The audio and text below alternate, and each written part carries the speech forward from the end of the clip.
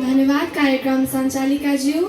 आज मिति 2082 साल 12 महिना 7 गते शनिबारका दिन यस पञ्चान विद्या मन्दिर विद्यालयले आयोजना गरेको पुरस्कार वितरण कार्यक्रममा सभापतिको आसन ग्रहण गर्नुभएका आदरणीय सभाध्यक्ष महोदय, प्रमुख अतिथिज्यू, विशिष्ट अतिथिज्यू, साथै यस विद्यालयका प्रधानाध्यापकज्यू, सहप्रधानाध्यापकज्यू, सम्पूर्ण गुरुवर्ग एवं उपस्थित सम्पूर्ण महानुभावहरूमा म यसै विद्यालयको कक्षा 7 मा अध्ययनरत छात्रा ऐश्वर्या कार्कीको तर्फबाट न्यानो अभिवादन टुक्र्याउन चाहन्छु। साथै यस कार्यक्रममा मेरो व्यक्तिगत तर्फबाट र विद्यालय परिवारको तर्फबाट उपस्थित महानुभावहरूलाई स्वागत गर्न चाहन्छु।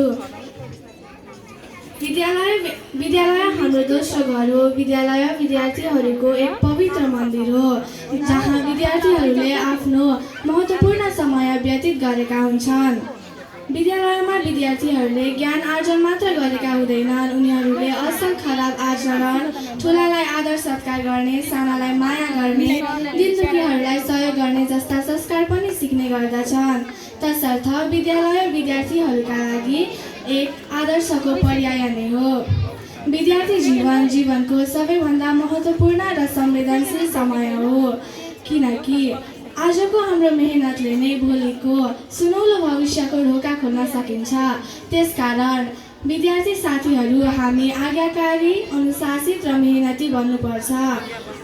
आफ्नो आमा बुवा र गुरुहरूले देखाएको बाटोमा हिँड्नुपर्छ। आफ्नो सम्पूर्ण समय सकारात्मक क्रियाकलापमा खर्च गर्नुपर्छ अनि मात्र सुनौलो भविष्य बनाउन सकिन्छ। विद्यार्थीहरूको महत्त्वपूर्ण काम भनेको पढ्नु हो, तर सबै विद्यार्थीहरू पढाइमा राम्रा हुन्छन् भन्ने पनि छैन। कसैले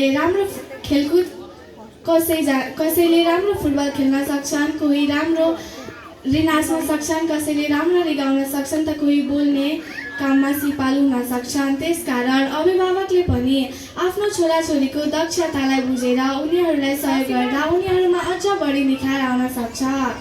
सफलतापछिको पुरस्कारले विद्यार्थीहरूमा थप हौसला मिल्ने भएकाले हाम्रो विद्यालयमा हरेक वर्ष हामी विद्यार्थीका लागि भनेर शिक्षकहरूले पुरस्कार वितरण कार्यक्रम आयोजना गर्नुहुन्छ। विद्यार्थीहरूको मनोभावलाई बुझेर यस्ता विविध कार्यक्रमहरू आयोजना गर्नुभएकोमा विद्यालय परिवारलाई म हृदयदेखि नै धन्यवाद दिन चाहँदै मेरा 2 शब्द यहीँ टुङ्ग्याउँदै यस मञ्चबाट बिदा हुन चाहन्छु। धन्यवाद। शुभ दिन।